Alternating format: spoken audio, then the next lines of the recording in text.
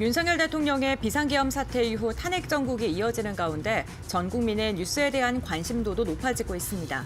실제로 MBC 뉴스데스크는 3일 이후 줄곧 전국 시청률 10%를 넘나들고 있는데요. 이번 주 토요일 더불어민주당이 윤석열 대통령에 대한 탄핵 소추안을 재발의 표결에 붙일 예정인 가운데 뉴스 채널의 높은 시청률이 이어질 것이라는 기대감이 나오고 있습니다. 미디어주 우리가 계속해서 봐야 될 섹터일까요? 지금부터 알아보시죠. 예, 여러분들 CNN이라고 잘 아시죠? 이 CNN이라는 이 뉴스 매체가 성공을 했던 게 사실은 91년도였나요? 그때 미국이 이제 이라크가 그 쿠웨이트를 침공했을 때 그때였는데 이게 참 이 뉴스라는 건 이런 어떻게 보면 이제 뭐 돌발적인 상황들이 발생했을 때 이제 항상 좀 관심을 많이 부각을 받고 많은 사람들이 이제 뉴스를 이제 보게 됩니다. 지금 우리 같은 상황이 바로 딱 그런 상황이라고 볼 수가 있겠습니다. 그러면서 이제 오늘 미디어주 곽유정 파트너 가져오셨는데 네. 자, 어떤 포인트를 좀 보면 될까요? 지금 아무래도 이제 시청률이 지금 즉각적으로 지금 반영이 되고 있는 시점이기 때문에 그렇죠. 네. 어쩌면 지금 이제 탄핵 전국 속에서 가장 수혜받는 섹터가 아닌가라는 생각을 해보게 되거든요. 실제로 이제 지난 3일 오후 딱 10시 30분에 윤 대통령이 개헌 발표 브리핑을 이제 진행을 했었는데 뉴스 특보 체제로 이제 전환이 되고 나서 지상파 3사 총합 시청률이 12.5% 정도 나왔었다고 합니다. 종합 편성 채널 중에서는 총합 지금 시청률이 거의 한 5% 정도 나오거든요.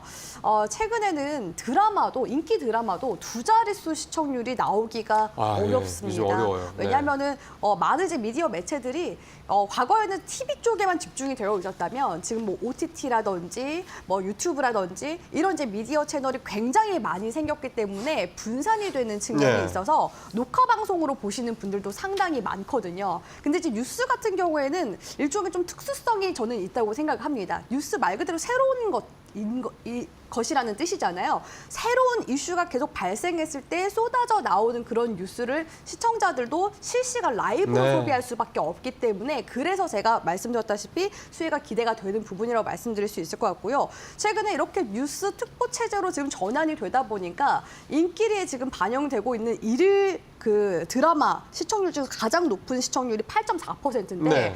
앞서 앵커님 말씀하신 대로 MBC 쪽에서 뉴스데스크가 지금 두 자릿수 시청률을 기록을 하고 있고요. 예. 평소에는 이 MBC 뉴스데스크가 한 5, 6% 정도 맞아요. 내 시청률이 그 정도밖에 안 나온다고 합니다. 근데 두 자릿수가 나온다라는 건 그만큼 국민들의 관심이 지금 굉장히 매우 많은 상태다라고 볼 수 있을 것 같고요. 사실 지금 뭐 TV뿐만 아니라 우리 시청자분들도 마찬가지겠지만 온라인으로 뉴스 기사 접하시는 분들도 많이 계실 거고 내지는 신문지 지면으로 접하시는 분들도 많이 계실 거라고 생각이 드는데요.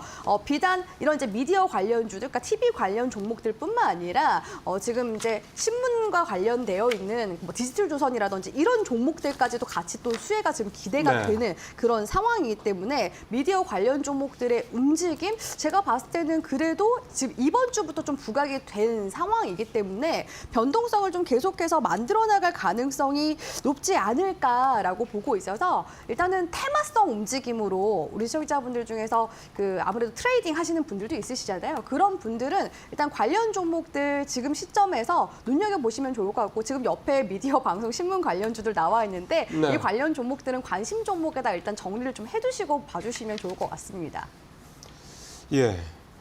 사실은 우리가 주식시장에서 종목을 선정할 때도 제일 시장에서 관심이 많은 종목을 투자들이 관심을 많이 갖는 종목을 찾아서 이제 투자를 할지 말지 판단하지 않습니까? 지금은 이제 그런 종목이 이 탄핵 정국 때문에 뉴스를 만들어내는 이제 미디어가 된다, 미디어사들이 된다 이 말씀이 되는 건데요. 자, 이제 관련주들 한번 쭉 살펴보죠. 이 미디어주도 사실 그렇게 평소에 우리가 많이 접하는 그런 종목들은 아니긴 합니다. 고은별 앵커. 네, 미디어 관련 기업들의 흐름 함께 살펴보겠습니다. 우선 MBC의 자회사인 IMBC는 어제 결국에는 가격 제한폭까지 상승하는 모습이 나타났습니다. 두 자릿대 시청률을 좀 지속하고 있다라는 그러한 이야기가 나오면서 이게 바로 매수세로 이어진 것으로 확인되고 있고요. 이와 함께 보도 채널에 대한 시청률이 높아질 수밖에 없기 때문에 YTN도 가격 제한폭까지 상승했던 하루였습니다.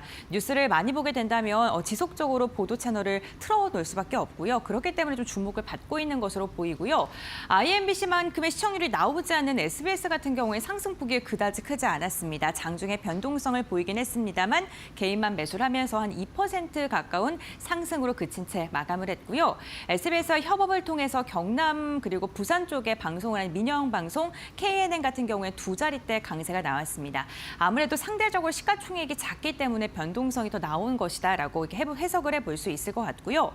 조선일보와 함께 있는 디지털 조선 같은 경우에는 7%가량의 오름세가 나오면서 전반적으로 미디어 관련 기업들 지금 시장의 불확실성이 커지고 있는 가운데 하나의 도피처로 주목을 받고 있는 듯한데요.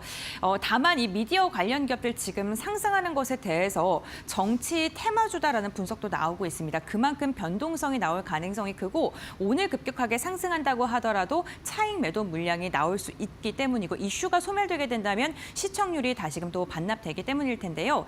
이러한 상황 속에 우리가 지금 미디어 관련 기업들 그렇다면 어떠한 종목을 좀 선택해서 봐야 될까요? 지금부터 알아보겠습니다. 네, 미디어 관련주들 개수가 그렇게 많지는 않기 때문에 여러분들께 좀 좁혀서 보시기는 어렵지 않을 것 같습니다.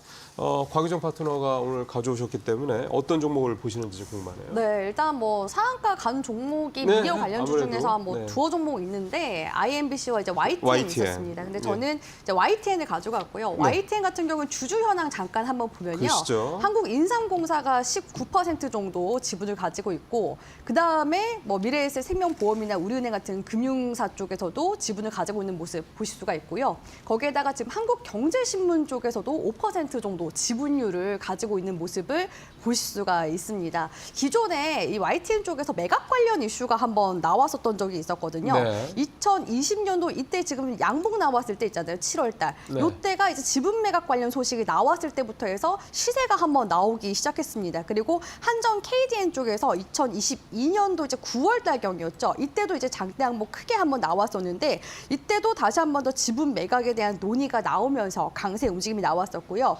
2023년도 같은 경우에는 윤 대통령이 이동관 방통위원장 임명 소식 속에서 민영화 재부각 등에 의해서 이제 미디어 네. 관련 종목들이 한번 부각이 됐었던 적이 있어서 그때 당시에도 시세가 한번 나왔습니다. 그래서 이 종목이 한번 이렇게 이슈가 붙어줄 때마다 뭐 매각이라든지 민영화라든지 네. 이런 관련 소식이 나올 때마다 어느 정도의 주가 상승률을 보여줬었냐면요. 9월 한 달 동안에만 140%가 넘는 상승률을 보여줬던 그런 종목이라는 겁니다. 시가총액도 1,840억대인데 어제 전일 상한가 갔었던 종목들 보면 거진다 시가총액이 작은 종목들이 네, 맞아요. 아무래도 변동성이 좀 크게 나올 수밖에 없고 상한가도 좀 쉽게 안착하는 그런 모습들이 나오거든요. 그렇기 때문에 여기서 추가적인 만약에 시세가 나와준다라고 했을 때는 지금 기술적인 분석만 보더라도 헤드앤숄더, 그러니까 한 5,000원 구간대까지는 상방 여력이 조금 더 지금 있는 상황이라고 볼 수 있을 것 같고요. YTN이 지금 방송 채널 사용 사업자로서 이 종합 뉴스 프로그램에 그 제작 및 공급을 하는 YTN 채널만 있을 뿐만 아니라 YTN 최근에는 YTN2 채널도 개국을 해서 운영 중에 있거든요. 네. 그러니까 TV 채널만 지금 하더라도 2개 보유하고 있죠. 거기에다가 과학 방송 프로그램인 YTN 사이언스도 사이언스, 네. 보유하고 있고 그 외에도 뭐 YTN 라디오라든지 YTN DMB 등을 또 계열사로 보유를 하고 있기 때문에 이런 이제 관련 뉴스 소식이 나올 때마다 당연히 좀 수혜가 기대가 될 수밖에 없는 그런 상황이라고 볼 수 있을 것 같고요. 최근에는 제가 유튜브에 좀 YTN 이렇게 검색을 해보면 실시간 라이브 스트리밍이 막 쭉 엄청 많이 나와 있더라고요. 네. 근데 제 방송을 계속해서 좀 돌려서 보여주는 것 같긴 한데 그럼에도 불구하고 사람들이 YTN 쪽에 그 뉴스에 관련해서는 좀 많이 신뢰를 갖고서 보고 있다라는 부분들도 우리가 볼 수가 있기 때문에 일단 지금 시점에서 좀 추가적인 탄력, 가격 탄력성을 보여줄 수 있는 종목, 미디어주 중에서는 YTN 우리 시청자분들이 주목을 네. 해보시면 좋겠다라고 말씀드릴 수 있을 것 같습니다. 예, 사실은 YTN의 탄생도 한국의 CNN을 만들겠다라고, 그러니까 한국의 뉴스 채널을 만들겠다고 탄생을 했던 그런 채널이기도 합니다. 지금이야 이제 대주주가 이제 민간으로 바뀌긴 했는데 어쨌든 YTN이 최근에 이제 탄핵 정부 관련해서 좀 눈여겨볼 종목이다 이렇게 좀 말씀하셨고, 예.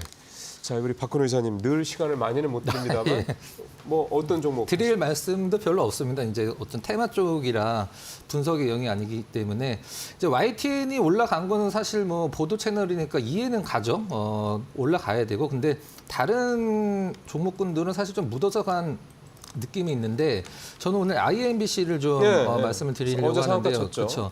그렇죠. YTN이 올라간 것과 사실 결이 좀 약간 다르다라고 생각을 하고 있습니다. 저는. 왜요?